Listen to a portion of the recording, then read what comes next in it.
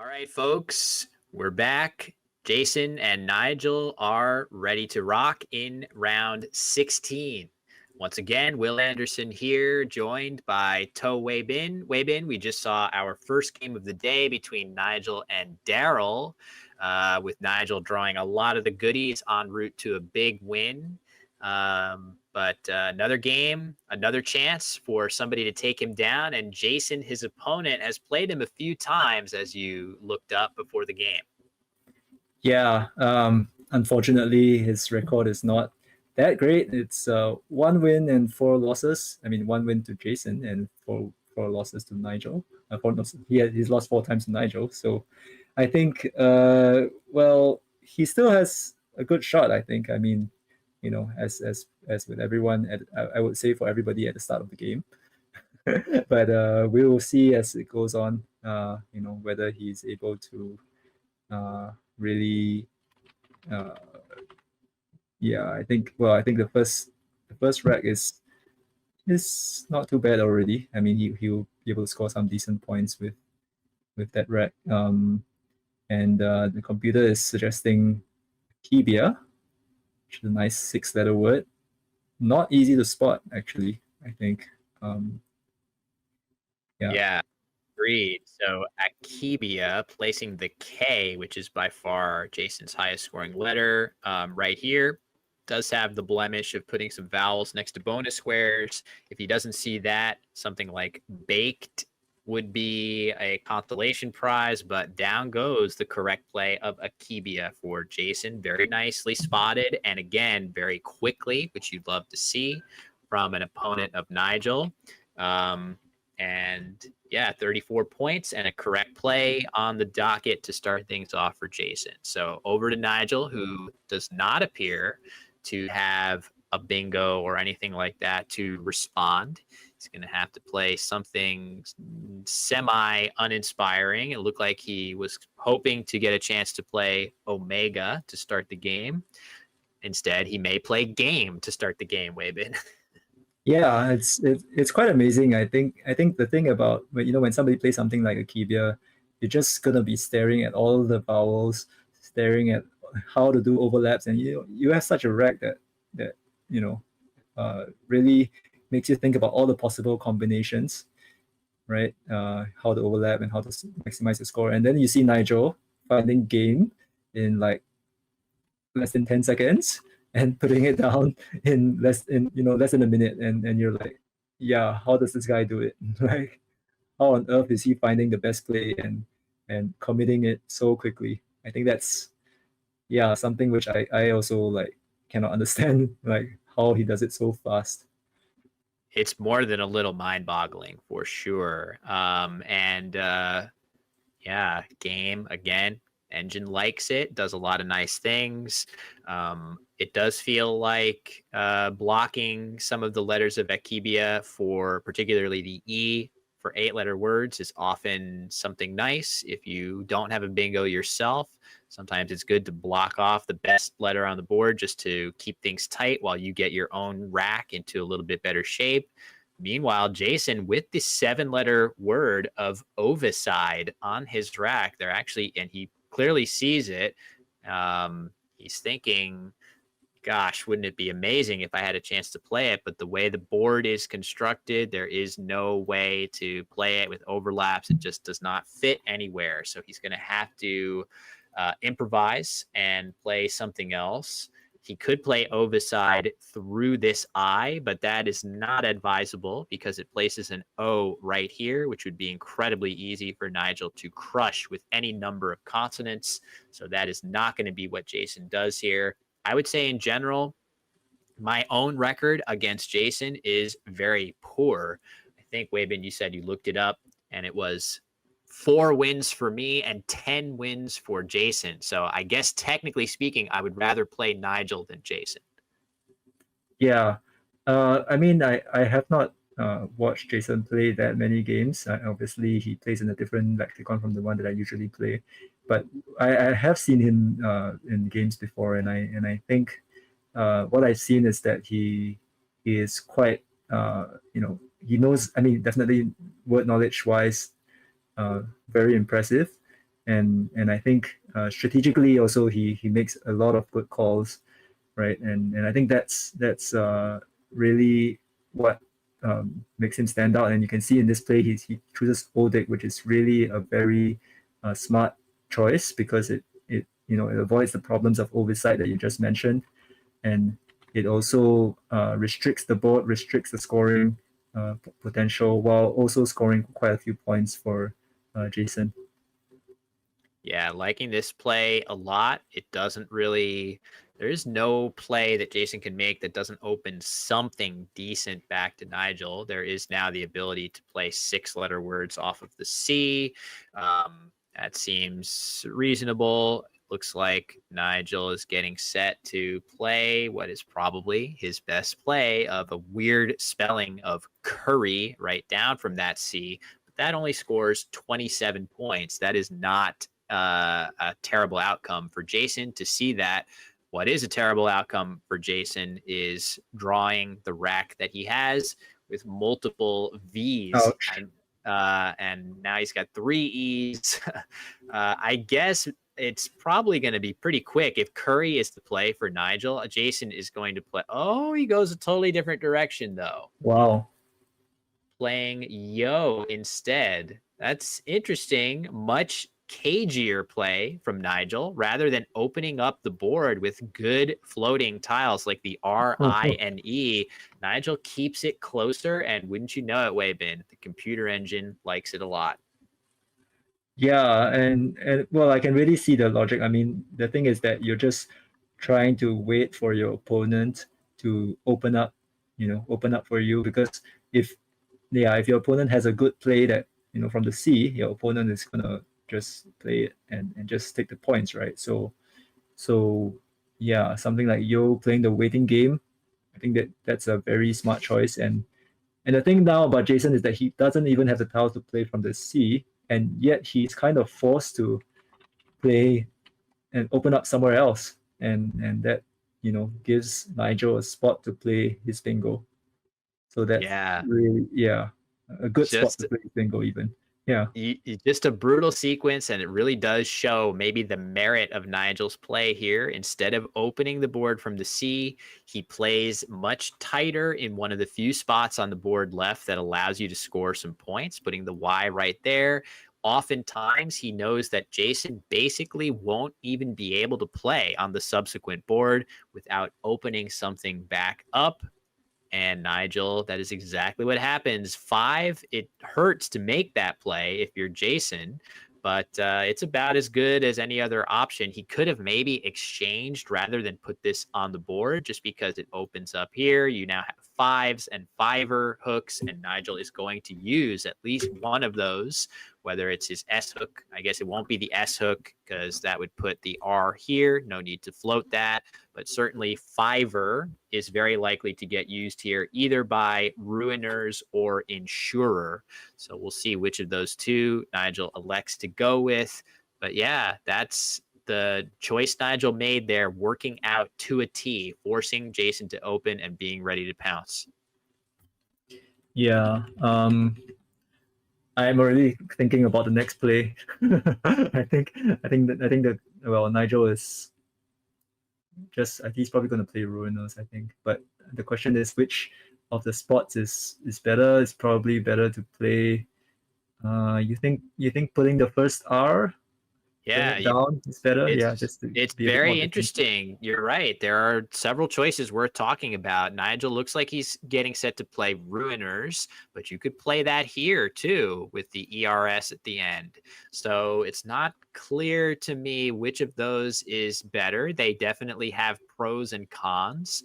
He is going to play it with a little bit higher up the board. I think there is a lot of merit to this. Primarily, by playing it here, you do not expose the S back to Jason, which if you play it down, the S is now floating in space, which is one of the best bingo tiles in the game. So that's probably part of it. There are certainly other blemishes to this play, but I feel like not exposing that S is probably topmost in Nigel's mind there. Yeah. I don't know. I think it's really close, and I think that's probably why Nigel took a few minutes, or maybe 1 minute. Not sure. Can't, it just felt like a much longer time than he usually spends on moves on this play. So I think the thing that when Nigel is spending time, that he is very well. He is thinking very positionally, and that's my sense also when I play against him. That if it's basically anything about word knowledge, it's not a problem. He just finds it and he just plays it. But if he has something to think about, that's when he pauses and takes his time. And maybe that's when you also have to be afraid. Yeah, seeing Nigel spend a long time on a move is very ominous. I guess it's technically a good thing because it means he has a difficult decision, and that every bit of second that he's spending is not time that he is time blitzing you by playing instantly. So it's nice to get a reprieve from that if he's thinking hard. But I just feel like there is an ominous element to it of, oh God, what is he cooking up now, right? Like what is in store for me if he's thinking really hard about something. So Yeah. it looks like Jason getting set to play down from the Sea of Coeval for 36, leaving En. That looks great to me. Cloven in the same spot, leaving AE. It's probably slightly better to keep a vowel and a consonant together than two vowels. They score the same number of points. However, Weibin, the L out in space at a minimum is going to help Nigel out quite a bit. Yeah, I mean, I predict in the next 10 seconds, you're just going to see him rearrange his tiles to form relaxing and just put it down. So, let's count 10 seconds. Is he going to do anything else? No, I think he's going to do the usual kind of look around, just make absolutely sure, and down it's going to come. But thankfully for Jason, he has drawn good tiles in the nick of time. He's going to be able to respond to this play with a bingo of his own. So even though Nigel is going to go up by a solid amount, Jason is going to respond at a minimum with election through the E of Coeval. I do not think it's going to take him that long to make this play. He's going to look through the V. He's going to look through the R as the board spins on me, but he's going to look through the other letters. I guarantee you he's already seen election. The only thing he has to decide is, do I want to play for 2 extra points and put a letter in the triple lane, or do I want to play it this way for 2 fewer points, but maybe a little bit safer? Tricky to make that decision. Jason is the one at a deficit, Weibin, but I think even despite that, I would probably want to play the safer one because Nigel's going to have that first crack at a triple if you do take the extra points, and that would be really the only productive triple on the board. I suppose this one is here, but that's not that scary to me. Yeah, it's gonna be pretty close, I think. Yeah, and I think in this position, you're probably gonna be looking at the other spots where your opponent could be scoring big.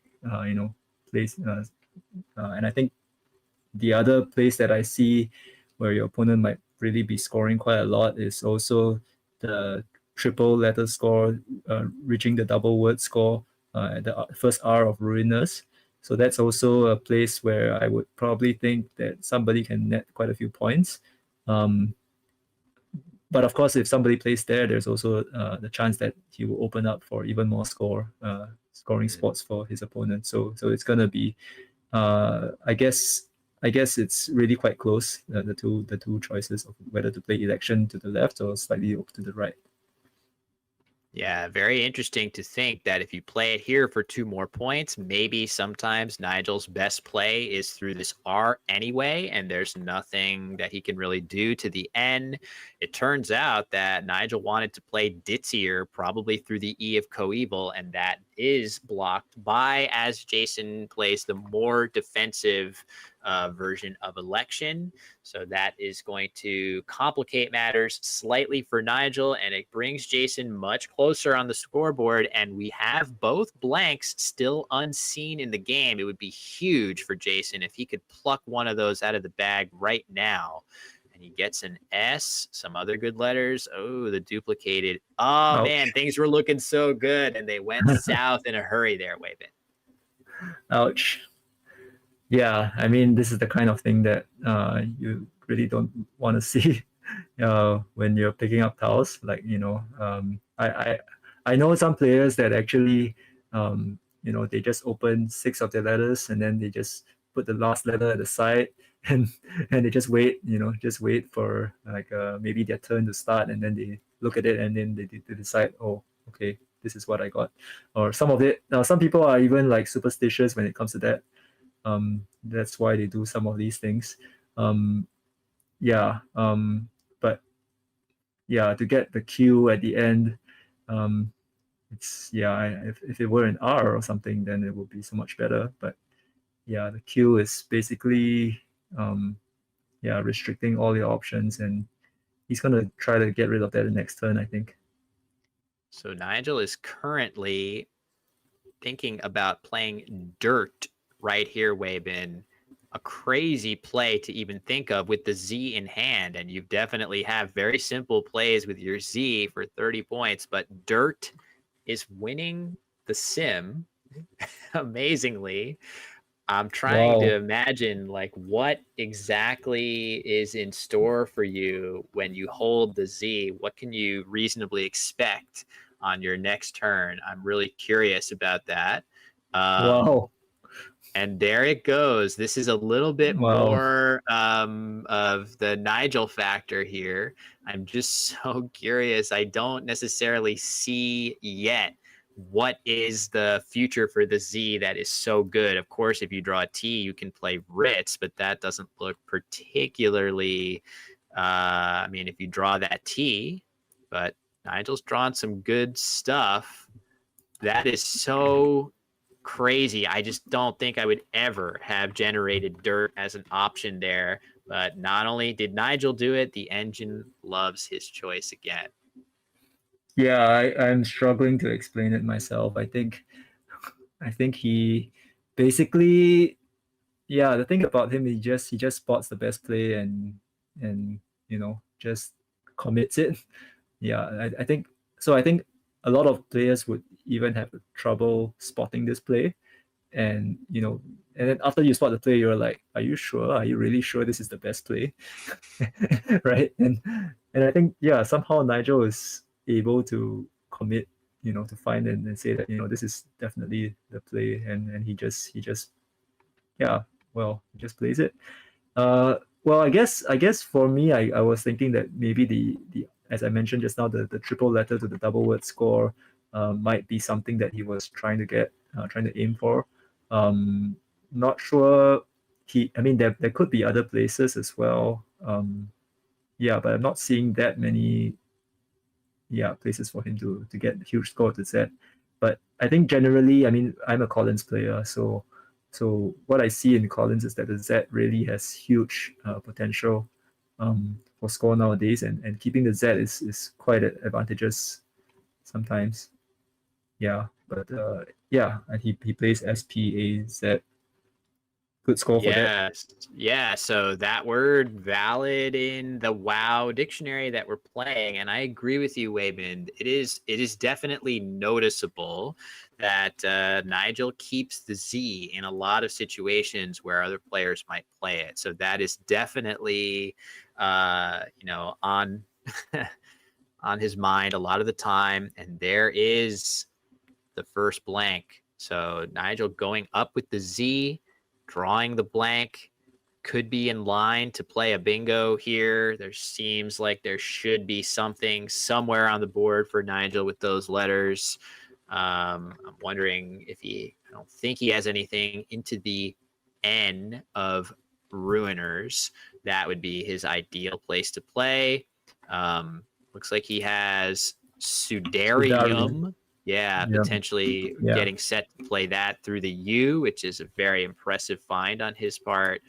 not 100% sure what Jason is going to do. Is he thinking about playing goose here just to score as many points as he can? Seems okay. I mean, that seems like a little crazy to put a letter in the triple lane, but there actually aren't that many other plays that are even reasonable for him to make here. So it looks crazy at first glance, but the computer engine likes it about as well as anything else.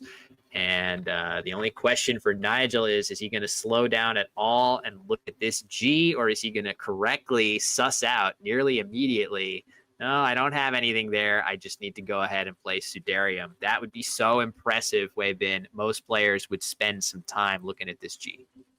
Well, do you think he even bingos in this move? I mean, there's a chance that like he just plays a block, and he retains the good tiles that he has, and there's a Z open. If he can bingo from the Z down to the triple, that would be amazing. But you can see that okay, he is gonna play Sudarium. I think he probably thinks that there's not a lot of chance of the likelihood of his opponent playing a triple. It's not that huge, I think, given the tiles, not many eyes left. So maybe that's why, and he also wants to play for the next blank. Yeah. Yeah, the best play probably if he wanted to block this G, if he was nervous, would just be playing DUGS, Dugs. That's a good block, but it only scores, for 24 points, whereas Sudarium scores 70, so you're giving up a huge number of points to block the G when potentially it's not even that threatening. And this is a huge situation now for Jason because there is still a blank lurking. Nigel does not have it, and Jason has whatnots as a valid bingo through this N.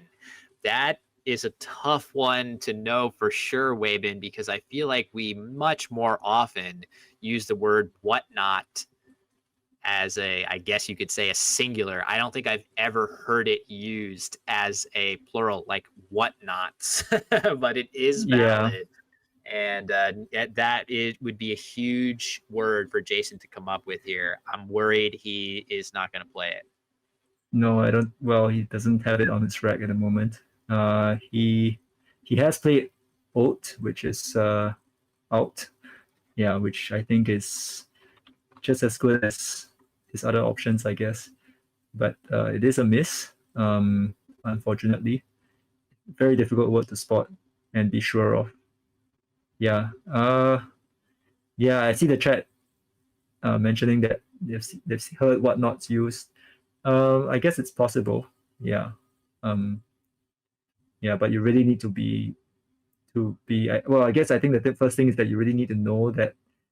Think that there's a bingo on this rack, right? Yeah. And spot it. I think that set of letters not very confidence inspiring for me. I might just skip it, if I were in Jason's shoes. Totally. Yeah. It is so often the case for most of us mere mortals.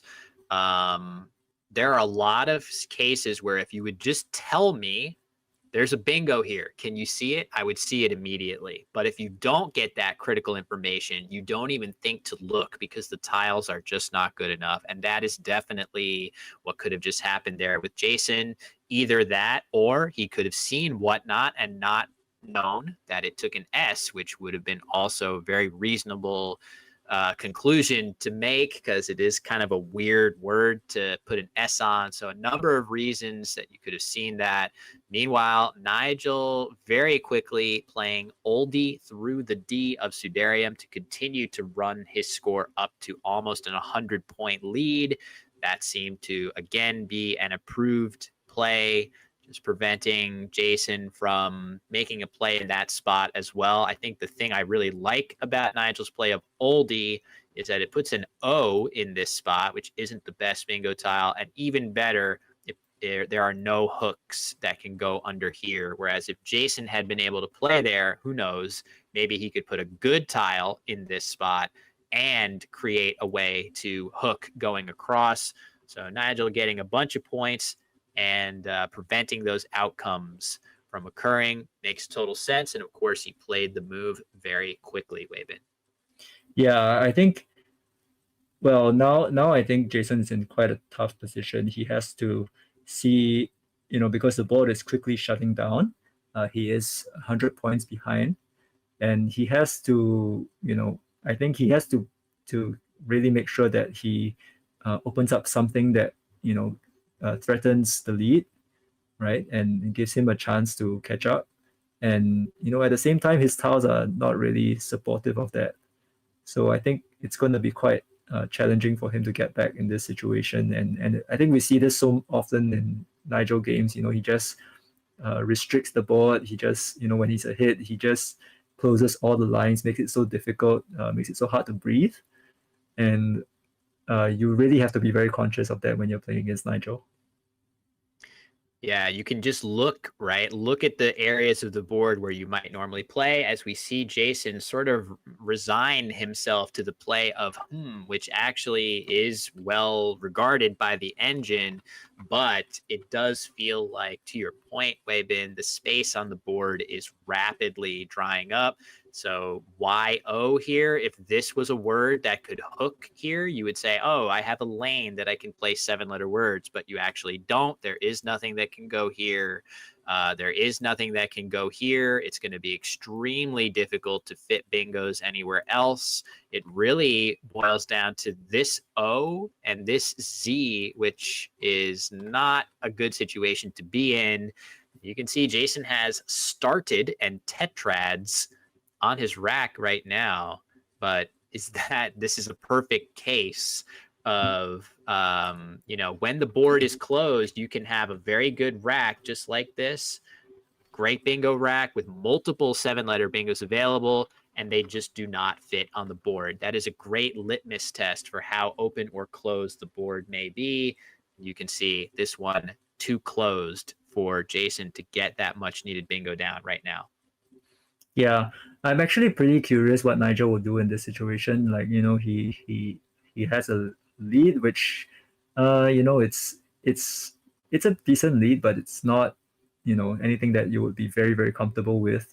So I really wonder, like, in this situation, do you think he will try to block the board a little bit more, try to restrict the most dangerous possibilities, and he does seem to be blocking a couple of lines with his play, not a full block of the Z actually, or rather the Z in American.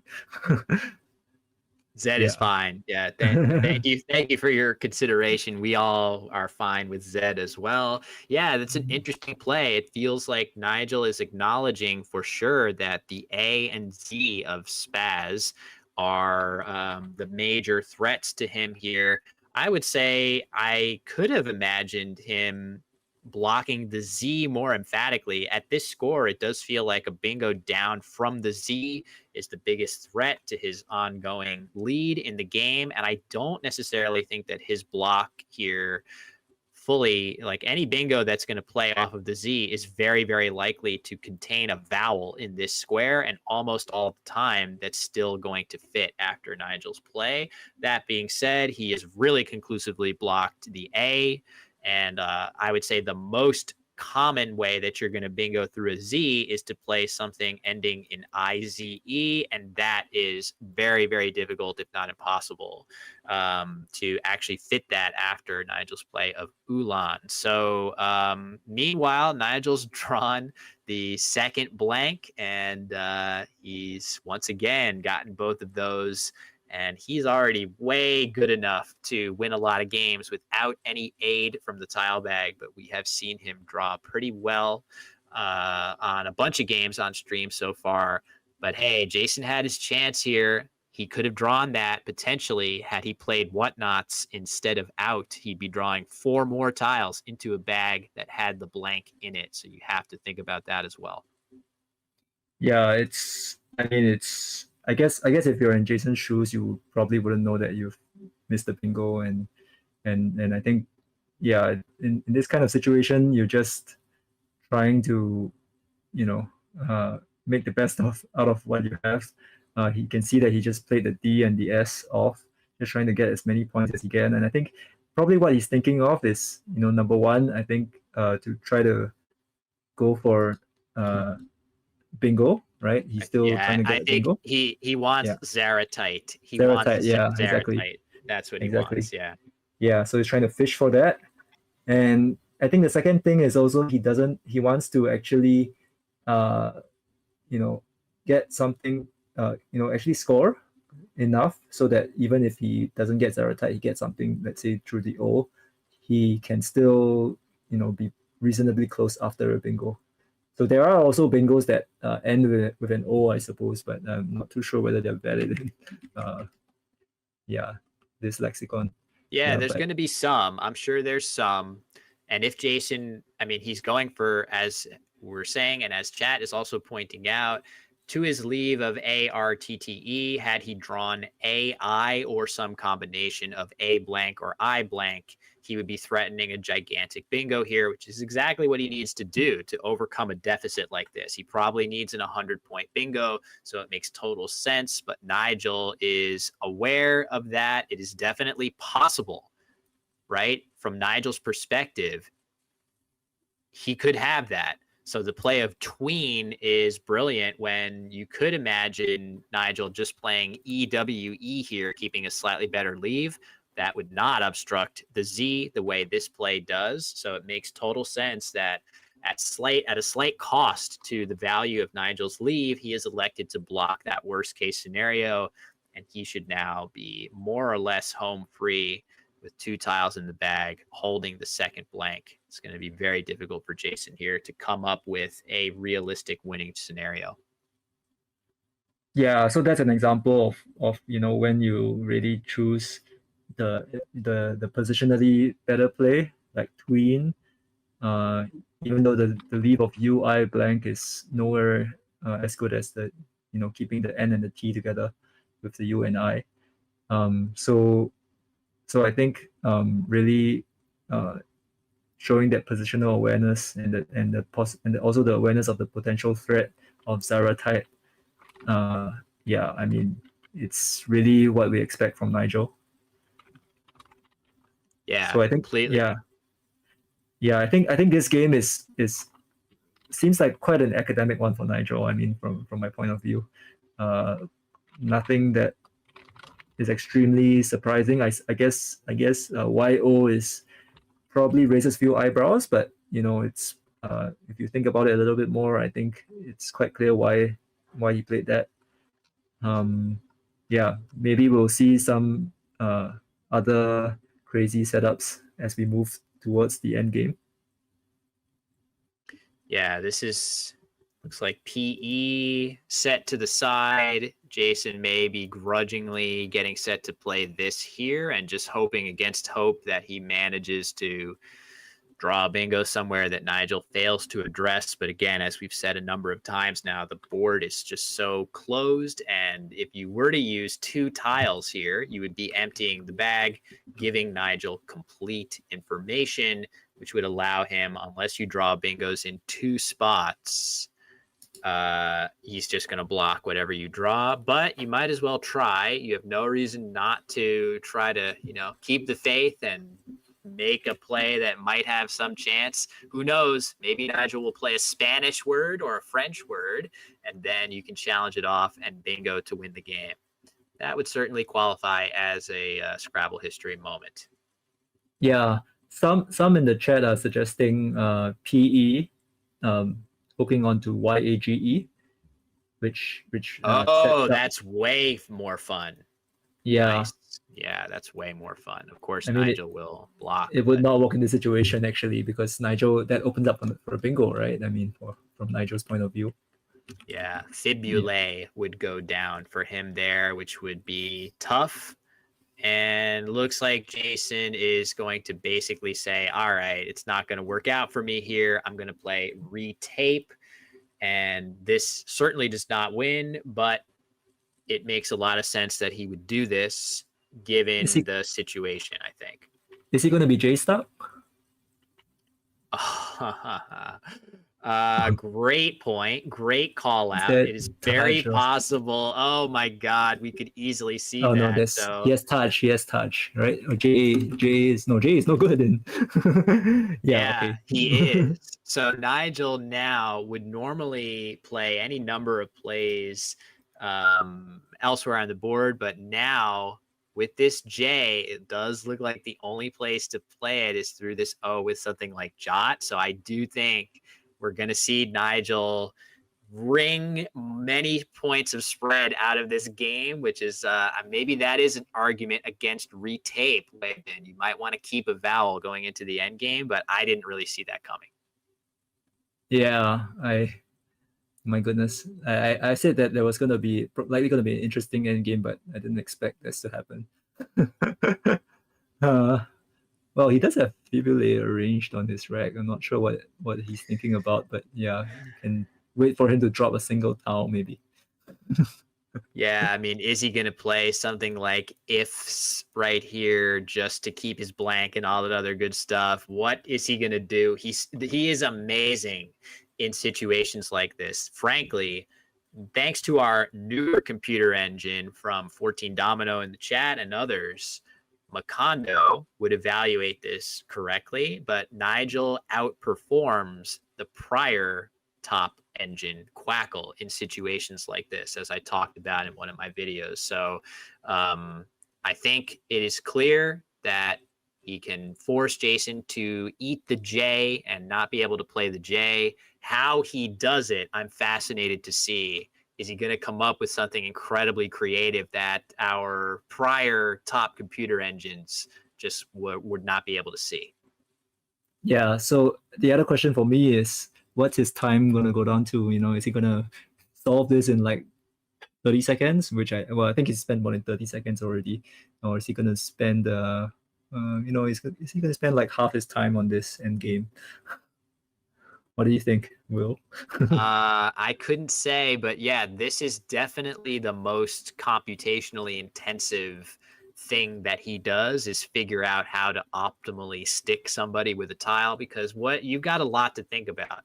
The things you have to think about are not just maximizing your own score, but where are the best places that my opponent can play their non-J tiles, and is it worth it to sort of plan to block those? In this case, I don't think there's really anywhere that stands out. That, of course, the first order of business is to block off the J spot. I don't even know what other spot there would be that Nigel's thinking about to say, all right, well, once I've done that, there's going to be this really good spot for the other letters. And here we go. There it is. The play of ifs. Jason probably realizes right away what's going on here. There is no place left to play the J on this board. Great recognition again, as expected by Nigel.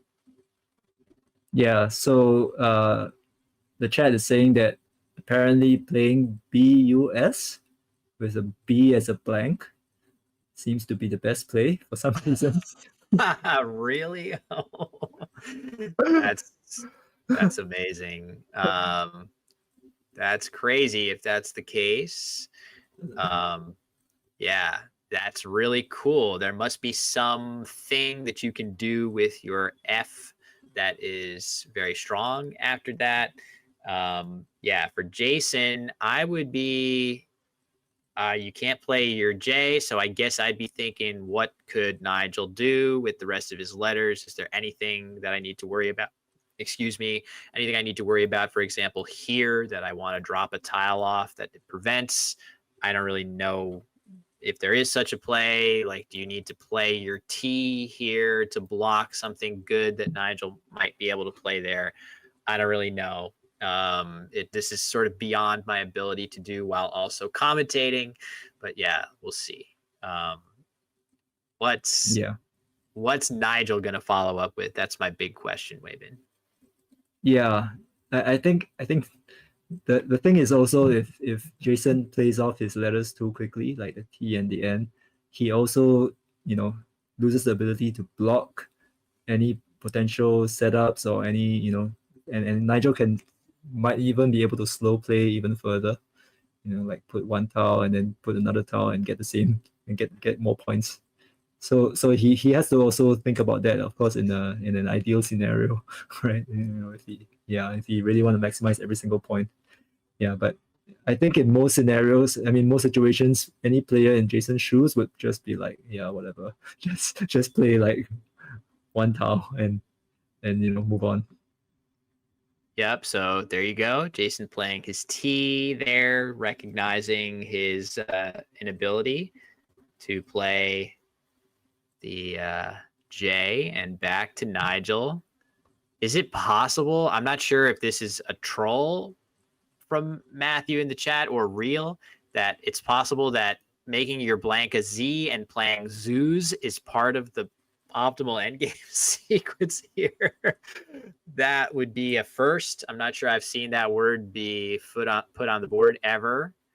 That would be a lot of fun, Weibin. That would be a first for me to see ZUZ or ZUZ to go on the board. I've never seen that. Yeah. So I think once he gets that, then the next one he wants to aim for is the ZZZ. Yeah, that's good in WoW as well, right? Yes, it is. Unfortunately, constructing the board position where playing the 3 Zs in a row, that is a challenge to do. I have a short about that one, which is kind of fun. Carl Johnson should get the credit for that. Another very strong player for coming up with that position, which I kind of ganked from him there. But what's Nigel gonna do now? I'm so curious. I hesitate to use my own engine here, so we'll see. But I would love to see zoos be played. Watching chat to see, it seemed like there was some debate about, are you supposed to play ifs or burn the blank and play bus? It turned out that with sufficient calculation time, Nigel was vindicated that his play is actually better than bus. So once again, we should potentially trust the goat before our eyes as opposed to just an engine, and he is just gonna play off an E by itself. I did not see that coming. Wonder what he's thinking about here. So I saw a question in chat, like, why is Nigel still thinking, like, shouldn't he have fully calculated everything by now? And my head is thinking, like, no, he probably, like, TA and TE by Jason was a huge mistake or something. So he has to recalculate every single thing. Right? So did Jason just pass his turn back? Because Nigel played his E, right? But Jason still has his N. I'm pretty sure he might have passed, maybe continuing to hold on to his N in case there's some reason that he would need it. Am I wrong that that's what I just saw? Yeah, so wow, he did pass. All right, let me just make sure.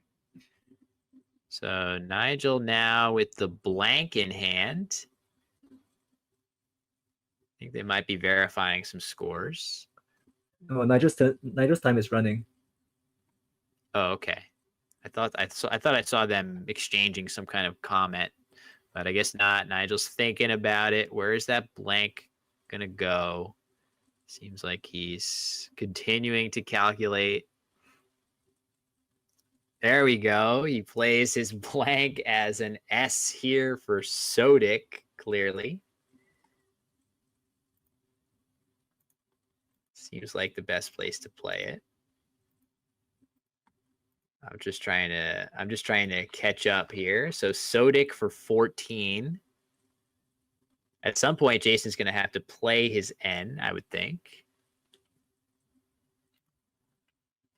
All right, I think I have the score correct now. He probably should do it now, I guess. Yeah. He can't block Nub at this point. If he just plays an N, it's just going to make Nub hit even harder. So you can't do anything about that if you're Jason. Probably need to play your N somewhere else.